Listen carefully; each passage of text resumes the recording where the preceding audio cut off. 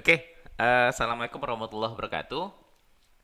Kali ini kita akan belajar tentang sistem reproduksi pada manusia. Ini materi IPA kelas 9 semester 1. Nah, pada bab ini kita akan belajar 5 hal utama.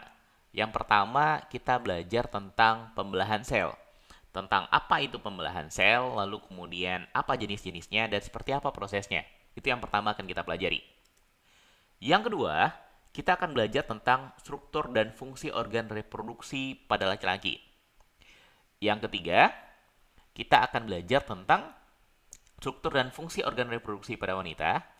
Terus yang keempat, kita akan belajar tentang siklus menstruasi, fertilisasi, dan kehamilan. Ya, ini terjadinya pada wanita. Menstruasi nggak ada cowok yang ngalami menstruasi. Oke, nanti kita akan sampai pada kenapa sih sewaktu menstruasi wanita itu sering banget mudah marah. Oke, terus kita juga akan belajar terakhir tentang penyakit pada sistem reproduksi manusia. Oh ya, sebelum kita belajar, karena yang akan kita pelajari ini adalah sistem reproduksi, bagi sebagian orang sistem reproduksi ini akan jadi suatu hal yang tabu. Nah, ada yang perlu kita ingat di awal, kita tekankan di awal. Kita membahas ini tujuannya adalah untuk belajar, oke? Jadi ya nggak usah malu-malu, nggak usah berpikiran macam-macam. Oke, kita belajar sistem reproduksi biar kita lebih paham dan biar kita lebih peduli, oke, dengan organ reproduksi yang kita miliki. Biar kita bisa mampu menjaga kesehatannya, itu yang paling penting. Nah, yang pertama, kita akan ngebahas tentang pembelahan sel. Oke, apa itu pembelahan sel? Ya, secara umum pembelahan sel itu diartikan sebagai proses yang membagi satu sel induk menjadi dua sel anak atau lebih. Oke, apa maksudnya? Kita lihat contohnya. Misal gini, anggap ini misalkan satu buah sel.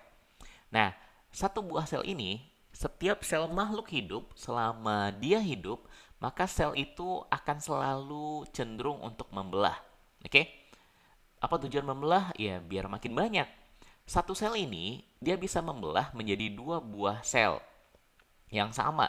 Nah, sel ini kita sebut sebagai sel anakan. Nah, masing-masing sel anakan juga bisa membelah menjadi dua sel anakan yang baru. Sehingga nanti kita akan peroleh 4 buah sel anak. Keempat buahnya ini masing-masingnya juga nanti bisa membelah. Sehingga jumlahnya makin lama makin banyak. Nah, ini terjadi pada semua makhluk hidup. Selama dia hidup, maka dia cenderung akan terus membelah sel ini. Cuma makin lama, makin tua, ketika usianya makin tua, maka kemampuannya untuk membelah akan semakin kecil. Oke, contohnya orang tua. Ketika kita semakin tua, maka sel-sel tubuh kita akan makin lambat membelahnya. Prosesnya akan terjadi semakin lambat. Terus, apa tujuan sel itu membelah? Tujuan sel membelah, pertama, tujuannya adalah untuk pertumbuhan. Dulu waktu kelas 7 udah pernah belajar tentang pertumbuhan kan? Apa yang dimaksud dengan pertumbuhan? Pertumbuhan kalau secara biologi diartikan sebagai proses penambahan ukuran yang nggak bisa balik lagi. Apa contohnya? Misalkan nambah tinggi. Kalian kalau nambah tinggi, mungkin nggak nanti jadi pendek lagi? Nggak mungkin. Oke? Terus nambah kepintaran misalkan. Nambah kepintaran ini contohnya kayak gini. Dulu waktu bayi eh, bisanya cuma nangis doang. Sekarang udah bisa ngomong, udah bisa ketawa, udah bisa jalan, lari. Itu kita sebut sebagai pertumbuhan. Gara-gara ada sel-sel otak yang tumbuh. Oke, ada bagian-bagian pada otot kita yang tumbuh dan nggak mungkin balik lagi. Oke. Nah, ya contohnya kayak tadi. Nih, ada bayi yang awalnya cumanya bisa tidur aja. Nanti dia tumbuh menjadi bayi yang bisa merangkak. Oke, kepandaiannya nambah. Terus nanti dia tumbuh lagi menjadi anak-anak, anak-anak yang yang ceria atau yang cengeng seperti ini. Oke? Yang lebih tinggi, yang lebih berat. Terus kemudian dia tumbuh lagi menjadi seorang remaja. Oh, ini remaja pemarah. Terus tumbuh lagi menjadi seorang yang dewasa. Nah, proses ini kita sebut sebagai proses pertumbuhan. Pada pertumbuhan ini sangat penting peranan dari pembelahan sel. Kalau tidak ada pembelahan sel, nggak mungkin kita mengalami pertumbuhan seperti ini. Oke? Ini yang pertama. Tujuan pembelahan sel yang pertama adalah untuk pertumbuhan. Yang kedua, pembelahan sel berfungsi untuk perbaikan. Apa yang biasanya diperbaiki? Ya, sesuatu yang rusak. Nah, tubuh kita juga bisa mengalami kerusakan. Kerusakannya bisa terjadi pada tingkat sel, atau pada tingkat jaringan, ataupun pada tingkat organ. Oke? Apa contoh kerusakan yang paling sederhana? Yang paling sering kita alami? Luka. Oke? Luka adalah salah satu contoh kerusakan yang perlu diperbaiki. Nah, ini ada contohnya. Nih, dia ngalami luka pada jari tangannya. Nah, luka itu makin lama, ya dia bisa sembuh sendiri. Kadang-kadang nggak perlu diobati, dia bisa sembuh sendiri. Kenapa bisa sembuh? Gara-gara sel-sel yang berada di dekat luka itu mengalami pembelahan, sehingga lukanya bisa ditutup oleh sel-sel yang baru. Nah, kalau sering kita perhatikan, setiap ada luka, biasanya ada bekasnya. Bekas lukanya biasanya, kalau misalkan lukanya berupa sayatan, maka pada bagian sayatan itu biasanya lebih pucat daripada sekelilingnya. Kenapa lebih pucat? Ya karena diisi oleh sel-sel yang baru diproduksi. Sementara sekitarnya itu berupa sel-sel yang lebih lama, sehingga yang baru kelihatan lebih pucat. Oke, ini yang kita maksud dengan perbaikan. Dan perbaikannya nggak hanya berupa luka saja. Oke, sel-sel tubuh kita biasanya selalu berganti. Sel-sel tua diganti sama sel-sel yang baru. Terus, yang ketiga, pembelahan sel bertujuan untuk proses reproduksi. Nah, apa itu reproduksi? Reproduksi adalah perkembangbiakan. Oke? Beranak, lalu kemudian anaknya beranak lagi, itu kita sebut sebagai reproduksi. Nah, pembelahan sel dengan tujuan reproduksi ini terjadi pada sel-sel kelamin. Kalau pada laki-laki kita nyebutnya sebagai sperma, kalau pada perempuan kita nyebutnya sebagai sel telur. Oke? Yang kalau terjadi fertilisasi atau pembuahan nanti akan menghasilkan janin, calon manusia yang baru. Bayi yang ada di perut ibu kita sebut sebagai janin. Nah, kita nanti akan ngebahas sampai ke sini. Oke? Ini tujuan dari pembelahan sel. Jadi ada tiga. Yang pertama untuk pertumbuhan, yang kedua untuk perbaikan, dan yang ketiga untuk reproduksi. Ini tiga tujuan utama pembelahan sel. Nah, sekarang kita ngebahas tentang apa jenis-jenis dari pembelahan sel. Oke? Ada dua jenis utama dari pembelahan sel. Ada namanya pembelahan mitosis, ingat mitosis, dan pembelahan meiosis. Oke? Ada mitosis, ini kita lingkari. Ada meiosis. Mito sama mio. Oke? Nah, apa beda di antara keduanya? Perbedaannya, yang pertama, berdasarkan jumlah sel anakan yang dihasilkan.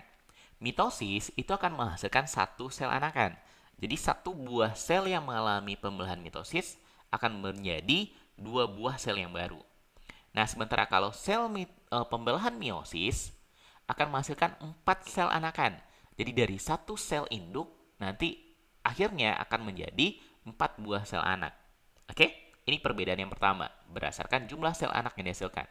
Mitosis ada 2 sel anak, meiosis ada 4 sel anak yang dihasilkan. Perbedaan yang kedua,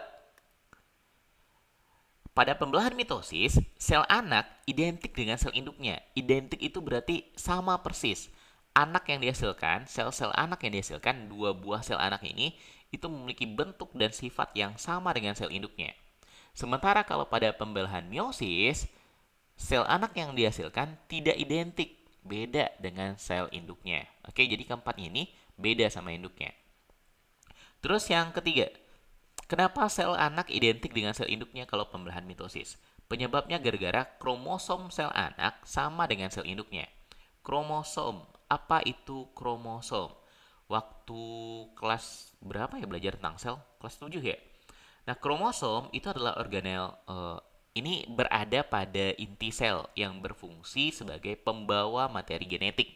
Oke, pembawa sifat-sifat genetik. Misalkan pada manusia ada hidung mancung, ada rambut pirang misalkan, atau ada yang matanya hitam, ada yang matanya biru.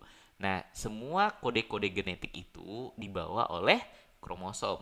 Oke, ciri-ciri atau sifat-sifat manusia itu ada pada kromosomnya sel. Nah, kalau pada mitosis, kromosom sel anak, sel hasil pembelahannya sama dengan sel induknya. Oke? Atau sering disebut sebagai diploid atau 2N. 2N ini berarti kromosomnya berpasangan, sama halnya seperti induknya. Berbeda dengan meiosis. Kalau pada meiosis, kromosom sel anak yang dihasilkan, sel anak ini sel ya hasil dari pembelahannya, itu jumlahnya hanya setengah dari sel induknya. Jadi kalau induknya 2N, maka anaknya, sel anaknya itu punya kromosom yang jumlahnya adalah N. Sering disebut dengan istilah haploid. Oke, beda kan? Diploid berarti 2N, kromosomnya sama dengan kromosom induknya, jumlahnya sama. Sementara kalau meiosis, dia sifat sel anaknya adalah haploid atau N. Kromosomnya setengah dari sel induknya. Oke? Ini perbedaan yang ketiga. Terus perbedaan yang keempat, tempat terjadinya. Mitosis terjadi pada sel tubuh. Apa itu sel tubuh? Ya, sel seluruh tubuh kita. Sel kulit, sel otot, sel tulang, sel apa lagi? Sel rambut. Oke? Terjadi pada sel tubuh dalam proses pertumbuhan. Misalkan rambut makin panjang, oke? Kita makin tinggi gara-gara tulang yang makin nambah, oke? Terus pada perbaikan, ada luka nanti diperbaiki. Atau pada reproduksi aseksual. Nah, kalau reproduksi aseksual ini tidak terjadi pada manusia. Ini terjadi pada tumbuhan atau bisa terjadi pada tumbuhan atau pada hewan-hewan yang tingkat rendah. Kalau pada tumbuhan apa contoh reproduksi aseksualnya? Kita cangkok, oke? Atau kita stek. Tahu kan cangkok sama stek? Kalau cangkok ada bagian pada dahan yang dilukai lalu kemudian dikasih tanah nanti akarnya tumbuh. Atau stek tinggal dipotong lalu dimasukkan ke dalam tanah nanti tumbuh dengan sendirinya. Itu disebut dengan reproduksi aseksual. Kalau pada hewan tingkat rendah misalkan pada bintang laut, ada satu bintang laut, ada satu tangannya, kan bintang laut terdiri dari 5 tangan. Ada satu tangannya yang kepotong misalkan, maka bagian yang kepotong itu akan tumbuh menjadi bintang laut yang baru. Oke? Itu kita sebut sebagai reproduksi aseksual. Tanpa perlu perkawinan antara jantan dengan betina. Nah, kalau pada pembelahan meiosis, ini terjadi pada sel kelamin dalam proses reproduksi seksual. Oke? Ini terjadi pada pembentukan sel sperma dan sel telur pada manusia ataupun pada hewan tingkat tinggi. Pada tumbuhan juga. Oke? Ini yang terjadi pada pembelahan meiosis. Terjadi pada sel kelamin pada proses reproduksi seksual. Sementara pembelahan mitosis terjadi pada sel tubuh dalam proses pertumbuhan, perbaikan, dan reproduksi aseksual. Ini 4 perbedaan utama antara mitosis dengan meiosis. Oke? Hafalkan keempat-empat perbedaannya ini. Jangan sampai kebalik. Nah, sekarang kita bahas prosesnya. Kita bahas pertama proses untuk pembelahan mitosis terlebih dahulu. Nah, tahap pada pembelahan mitosis itu ada 4 tahap utama. Yang pertama kita mulai dari sebelum kita mulai tahapnya. Dulu kita pernah belajar tentang sel, tentang bagian-bagian sel. Nah, sekarang kita ingat-ingat lagi bagian-bagian sel ini karena nanti untuk memahami proses pembelahan mitosis ataupun meiosis akan lebih gampang kalau kita tahu nama bagian-bagian sel. Nah, kita mulai dari yang tengah ini. Yang di tengah ini namanya adalah nukleus atau inti bahasa Indonesianya. Ini inti. Apa yang ada di dalamnya? Di dalam inti ini terdapat kromosom. Oke? Kromosom sebagai pembawa materi-materi genetik. Nah, inti ini dibungkus oleh membran inti namanya. Kalau nggak ada membran intinya, akibatnya intinya nanti akan tercerai-berai, terserak di semua bagian sel. Oke? Jadi dia dikumpulkan, dibungkus oleh membran inti. Jadi bagian luar inti ini kita sebut sebagai membran inti. Dalamnya kalau kayak gini jadi nggak kelihatan karena ada membran intinya. Nah, kemudian di luarnya ini ada berbagai organel sel. Kita mulai dari sitoplasma. Jadi cairan sel yang ada di dalam sel ini nanti ada cairan disebut sebagai sitoplasma. Dan organel-organelnya ini melayang di dalam cairannya. Yang pertama ada namanya, kita mulai dari yang atas, ada namanya aparatus Golgi. Yang ini. Terus ada namanya mitokondria. Terus ada namanya lisosom. Terus ada namanya retikulum endoplasma. Ada retikulum endoplasma halus, ada retikulum endoplasma kasar. Terus ada ribosom, yang titik-titik ini ribosom. Terus ada yang namanya sentrosom. Nah, di antara semua organel sel, yang berperan paling penting, yang berperan penting pada proses pembelahan itu ada dua. Yang pertama adalah inti, nukleus, dan yang kedua adalah sentrosom. Dua hal ini yang nanti akan berperan penting dalam proses pembelahan. Nah, apa fungsinya? Sekarang kita lihat. Oke, pada pembelahan mitosis, proses pertama disebut sebagai profase. Oke, ini gambar sel yang tadi. Ini tadi intinya, terus yang ini adalah sentrosom. Oke, tadi sentrosomnya cuma ada sepasang sentriol. Jadi masing-masing ini nanti disebut sebagai sentriol. Oh, lowbat. Kita pause dulu ya. Oke, kita lanjutkan. Nah, apa yang terjadi? Kenapa sentrosomnya jadi dua pasang? Padahal tadi awalnya cuma sepasang. Nah, pada tahap profase ini ada beberapa hal yang terjadi. Yang pertama, yang terjadi pada proses profase itu yang pertama adalah ini. Benang-benang kromatin memadat membentuk kromosom. Jadi di dalam inti itu materi-materi genetik berada dalam bentuk benang-benang kromatin yang halus. Nah, sebelum terjadi pembelahan pada proses profase, benang-benang kromatin tadi memadat, menebal, membentuk kromosom. Biasanya kadang-kadang kromosom ini dilambangkan dengan X, oke? Digambarkan, tapi emang gambarnya berbentuk seperti huruf X, oke? Dia menebal, membentuk kromosom. Itu yang pertama yang terjadi. Yang kedua, membran inti, kan inti tadi dibungkus oleh sebuah membran. Nah, membran inti pada proses profase dia mulai rusak menjadi bagian-bagian kecil. Rusaknya karena emang sengaja. Jadi sengaja dia berubah menjadi lebih kecil, menjadi bentuk fragmen, menjadi fragmen bagian-bagian yang kecil. Oke? Akibatnya apa? Akibatnya ketika dia rusak, ketika dia menjadi bagian-bagian yang kecil, nah si kromosom yang berada di inti bisa keluar. Oke? Terus yang ketiga yang terjadi, sentrosom tadi membelah sehingga jadi dua pasang sekarang. Lalu memisah menjadi kutub yang berlawanan. Sepasang sentrosom kalau di sini menuju ke atas, sepasang lagi menuju ke bawah. Lalu kemudian mereka terhubung dengan yang namanya gelondong pemisahan atau benang spinel. Jadi yang warna kuning mirip benang ini kita sebut sebagai benang spinel atau gelondong pemisahan. Oke, benang spindel, sorry. Nah, nanti berfungsi untuk menarik kromosom. Oke, itu tahap yang pertama. Namanya adalah tahap profase. Nah, sekarang kita lanjut ke tahap berikutnya disebut dengan tahap metafase. Nah, si membran intinya kan udah hilang, maka si kromosomnya udah bebas berada di dalam sel, udah berada di luar inti, nggak lagi ada di dalam inti, tapi di dalam sitoplasma dia sekarang. Nah, pada proses metafase, satu hal yang utama terjadi itu adalah yang pertama, sentrosomnya udah berada di kutub. Yang satu ada di atas, yang satu ada di bawah. Oke? Kemudian, si kromosom-kromosomnya ini berjejer di tengah, persis berada di tengah-tengah yang disebut sebagai bidang pembelahan. Kenapa disebut dengan bidang pembelahan? Karena garis ini tempat dia membelah nanti. Tempat selnya terbelah nanti berada di garis ini. Dan si kromosom udah berjejer di sana. Oke? Udah bersiap-siap untuk membelah. Jadi kromosomnya yang dibelah terlebih dahulu. Ini proses yang kedua. Namanya metafase. Yang pertama profase, yang kedua kita sebut sebagai metafase. Oke? Lanjut, proses yang ketiga. Proses ketiga kita sebut sebagai proses anafase. Nah, coba perhatikan gambarnya. Apa yang terjadi pada kromosomnya?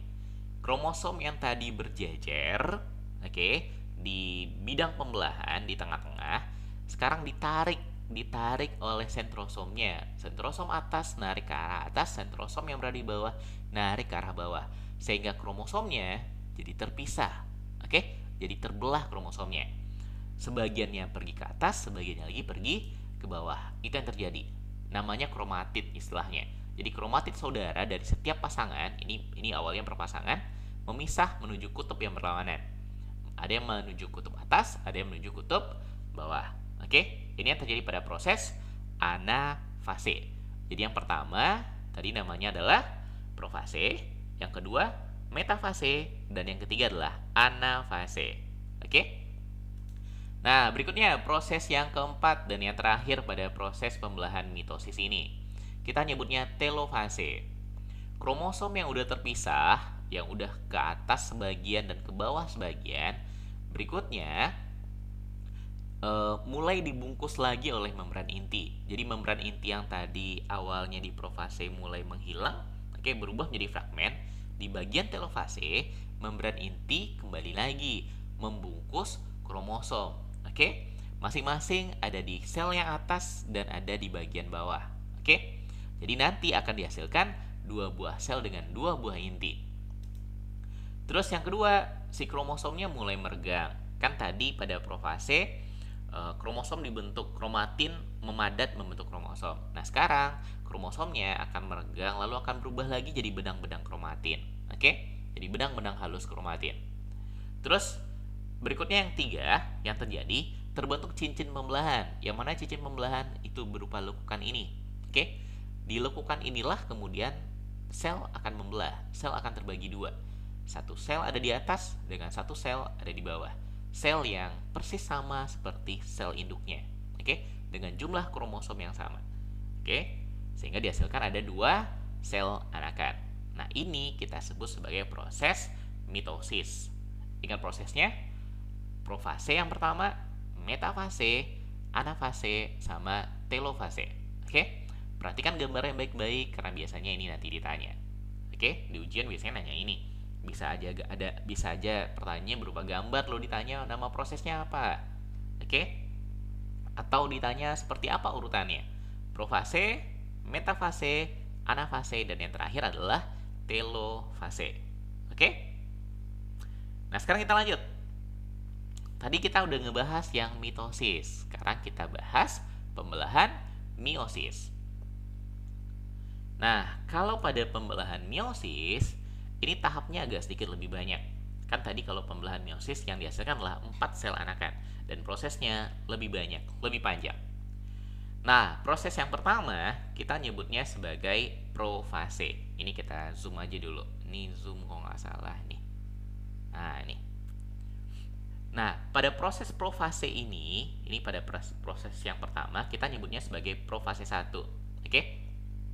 Yang terjadi pada proses profase 1 hampir sama sama yang tadi. Yang pertama, membran inti berubah menjadi bagian-bagian kecil atau fragmen. Membran intinya mulai menghilang sehingga kromosomnya menjadi bebas berkeliaran di dalam sel, oke, di dalam sitoplasma.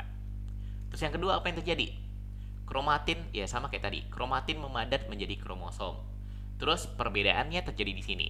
Terjadi pindah silang di antara kromosom, terjadi ada kaki-kaki kromosom yang saling bersilangan. Ada bagian-bagian yang pindah. Bagian dari kromosom pindah ke bagian berikutnya.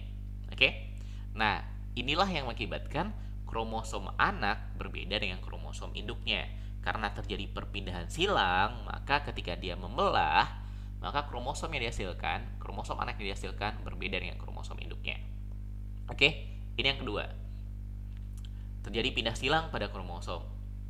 Terus berikutnya sentrosom, ini sama kayak tadi. Terbentuk sentrosom, sentrosomnya membelah sehingga terjadi dua pasang, lalu kemudian memisah menuju kutub. Yang satu ke kutub bawah, yang satu ke kutub atas. Terus terbentuk gelondong pembelahan atau benang spindel istilahnya. Oke? Ini proses yang pertama. Kita nyebutnya sebagai proses profase. Oke? Terus yang kedua disebut sebagai proses metafase 1. Kalau tadi profase 1, yang kedua disebut dengan metafase 1. Mirip yang terjadi sama metafase pada mitosis. Nah, pada metafase 1 ini yang terjadi, kromosom berjejer pada bidang pembelahan. Oke? Jadi kromosom yang udah keluar dari intinya udah nggak ada lagi, lalu kemudian berjejer. Terus sentrosomnya, nih sentrosom, itu udah ada pada kutub dan bersiap-siap menarik kromosom. Oke? Terus tahap ini nanti dilanjutkan oleh tahap ketiga yang kita sebut sebagai anafase 1. Nah, pada proses anafase, kromosom yang udah berjajar ditarik oleh sentrosomnya ke atas dan ke bawah sehingga terpisah dua. Oke? Kromosom homolog memisah dan bergerak ke kutub. Terus, proses yang keempat adalah proses telofase. Pada proses telofase, membran inti mulai terbentuk kembali. Mulai terbentuk membran inti. Oke? Lalu kemudian terbentuk lekukan untuk membagi sel menjadi dua. Ada lekukan, nih lekukan ini. Tempat nanti sel akan membelah. Oke? Terus kemudian, ya sama seperti tadi, ini nanti akan menebal. Ini nanti akan menebal. Tapi sebelumnya, ya dia akan menebal, membentuk kromosom akan membentuk kromatin lagi. Ini kita sebut sebagai telofase 1. Nah, ini tahap pertama. Ini disebut sebagai meiosis 1 istilahnya. Jadi dari tahap pertama dari profase 1 sampai telofase 1, 4 tahap pertama ini disebut sebagai meiosis 1. Oke? Nah, meiosis tidak berhenti sampai di sini.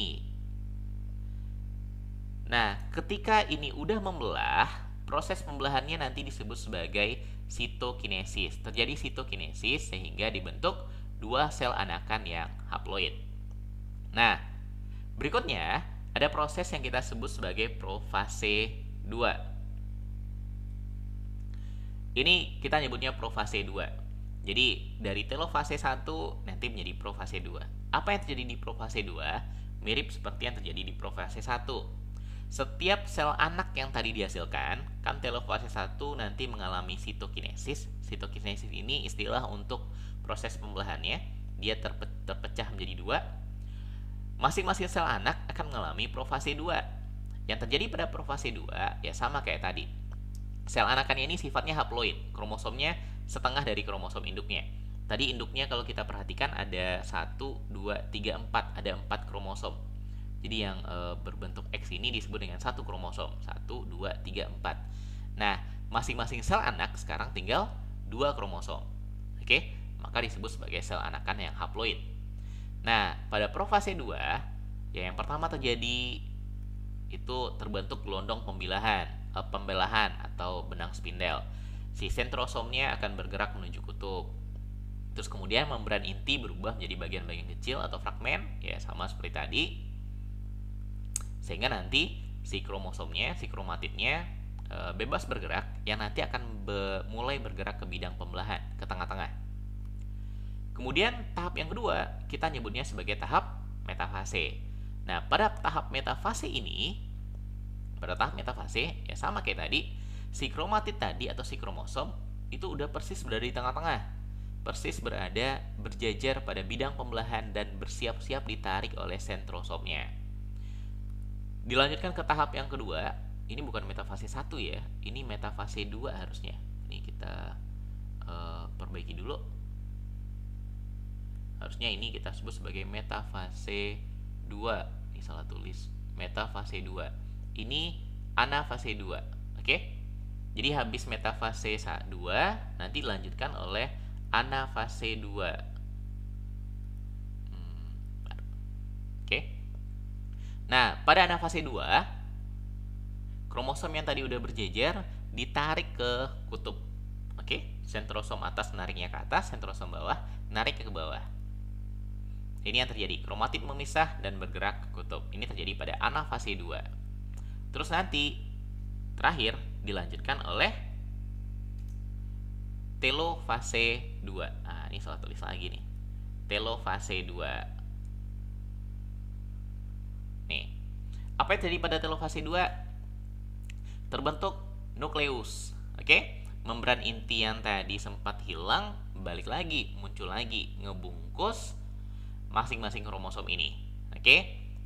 Terus kemudian si kromatid terurai menjadi kromatin, balik lagi jadi benang-benang kromatin.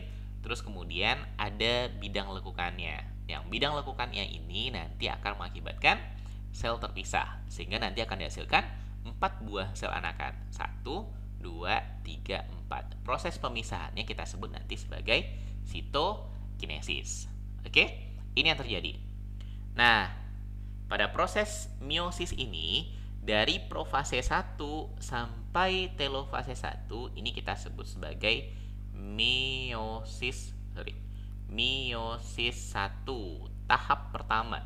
Dari profase 1 sampai telofase 1. Ada 4 tahap. Oke. Nah, dari profase 2 sampai telofase 2 ini kita sebut sebagai meiosis 2. Jadi dia terdiri dari 2 tahap utama. Meiosis 1, profase 1, metafase 1, anafase 1, dan telofase 1. Kemudian meiosis 2 dari profase 2 sampai telofase 2. Ujung-ujungnya menghasilkan 4 sel anakan yang bersifat haploid. 4 sel anak yang haploid. Apa arti haploid? Punya kromosom setengah dari kromosom induknya. Induknya punya, kalau di gambar ini ada 4 kromosom, sementara masing-masing anaknya punya 2 kromosom. Itu kita sebut sebagai sel yang haploid. Oke? Nah, ini bagian terakhir dari pertemuan pertama ini. Kita belajar tentang pembelahan sel. Oke? Ada mitosis dan ada meiosis. Perhatikan perbedaannya dan hafalkan masing-masing tahapnya tadi. Oke? Nah, pada video berikutnya kita akan ngebahas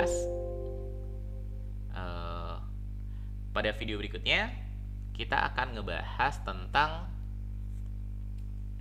karena kita udah belajar pembelahan sel, maka pada video berikutnya, pertemuan kedua, kita akan bahas tentang struktur dan fungsi organ reproduksi laki-laki.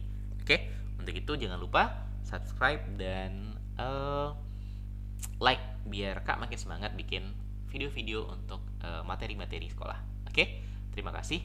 Oh ya, jangan lupa lihat pembahasan soal, karena video ini nanti akan dilengkapi dengan video pembahasan soalnya. Oke, kita cukupkan. Alhamdulillah. Assalamualaikum warahmatullahi wabarakatuh.